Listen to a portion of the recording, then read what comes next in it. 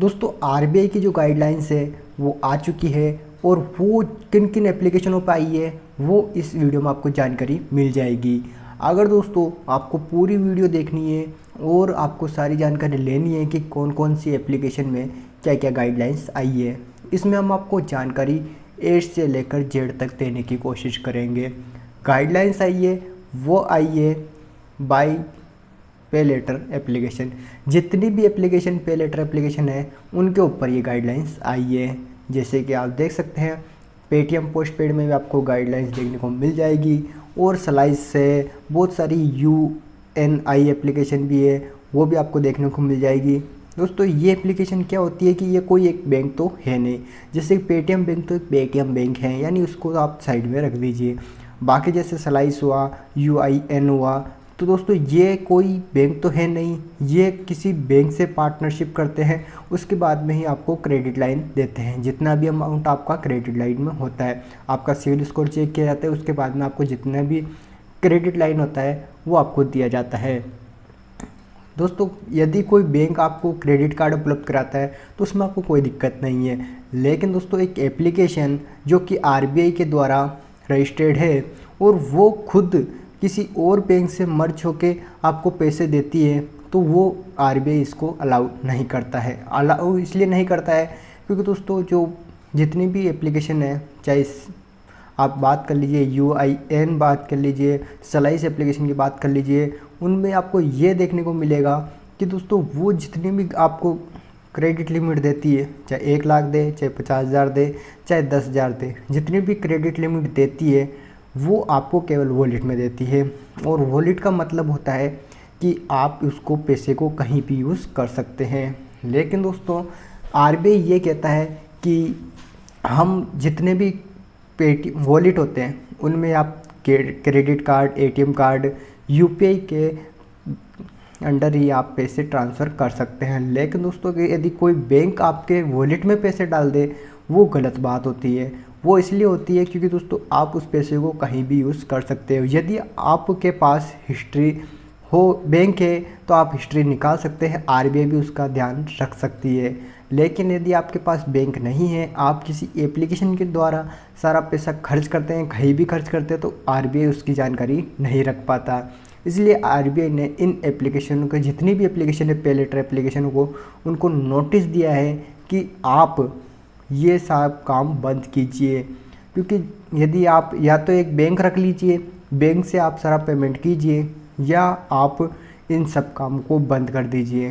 क्योंकि जितनी भी एप्लीकेशन है वो किसी बैंक से पार्टनरशिप करके ही सारा पैसा लेती है, यानी आपको बैंक पैसा नहीं देती है, एप्लीकेशन देती है, लेकिन दोस्तों पैसा होता है बैंक का। इसलिए आरबीआई ने ये बोला है कि यदि आप एप्लीकेशन रजिस्टर्ड है तो और बैंक रजिस्टर्ड है, तो यदि कस्टमर को कोई प्रॉब्लम आती है, यदि मुझे कोई प्रॉब्लम है, ये शिकायत करनी है आरबीआई के अंदर, मुझे शिकायत करनी है, तो मैं एप्लीकेशन के ऊपर करूँ या बैंक के ऊपर करूँ, क्योंकि पैसा तो बैंक का है और पैसा मुझे दिया है एप्लीकेशन ने।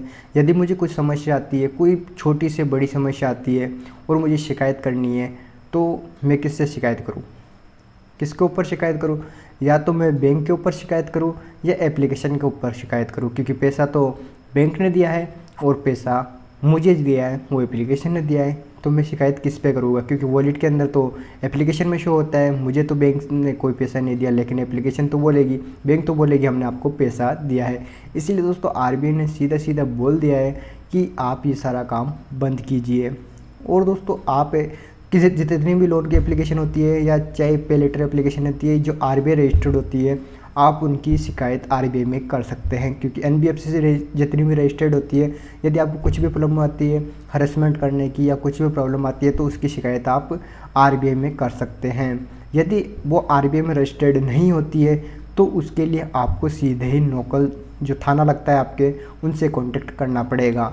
इसलिए दोस्तों आरबीआई इन सब से बचने के लिए आरबीआई ने गाइडलाइंस जारी की है कि या तो आप खुद एक बैंक बना लीजिए, उसके अंडर आप पेमेंट कीजिए, नहीं तो आप ये सारा काम बंद कर दीजिए। क्योंकि दोस्तों आरबीआई को जितना भी पेमेंट आता है उसका कोई भी हिसाब नहीं मिलता है। बैंक होता है तो बैंक के आपका जो भी अकाउंट होता है उसके अंदर चेक हो जाता है कि आपने कितना पैसा कहाँ खर्च किया है। लेकिन यदि आप वॉलेट के अंदर पैसा यूज़ करते हो तो उसकी आपको कोई भी जानकारी आरबीआई को नहीं मिलती है, इसलिए आरबीआई ने सारी जानकारी दी है। और जो पीपीआई है, पीपीआई ये होता है कि जितने भी आप पेमेंट करते हो वॉलेट के अंदर, ट्रांसफ़र करते हो क्रेडिट कार्ड से, एटीएम कार्ड से, यूपीआई के थ्रू आप पेमेंट लेते हो, तो उसको पीपीआई उसी पेमेंट को बोला जाता है। पीपीआई ने ये बोला है कि आप उनको कुछ टाइम दीजिए 6 महीनों का या साल भर का, लेकिन दोस्तों आरबीआई ने इनको साफ मना कर दिया है और भारत सरकार ने भी इनको मना कर दिया है। इसलिए इस तरह की जितनी भी एप्लीकेशन है उनके लिए खतरा मंडरा रहा है, ये कभी भी बंद हो सकती है।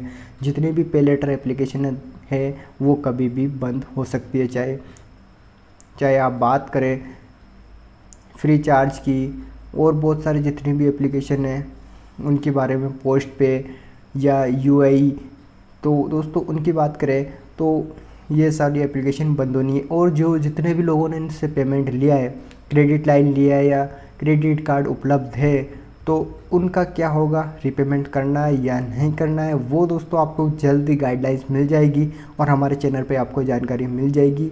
क्योंकि जो अभी आरबीआई की तरफ से गाइडलाइंस मिलेगी हम आपको इस चैनल पर आपको ज़रूर देंगे। तो दोस्तों ये थी आरबीआई के द्वारा आई गई जानकारी। अगर दोस्तों वीडियो अच्छी लगे तो वीडियो को लाइक और शेयर जरूर कर दें और चैनल पहली बार आए तो चैनल को सब्सक्राइब जरूर कर दें।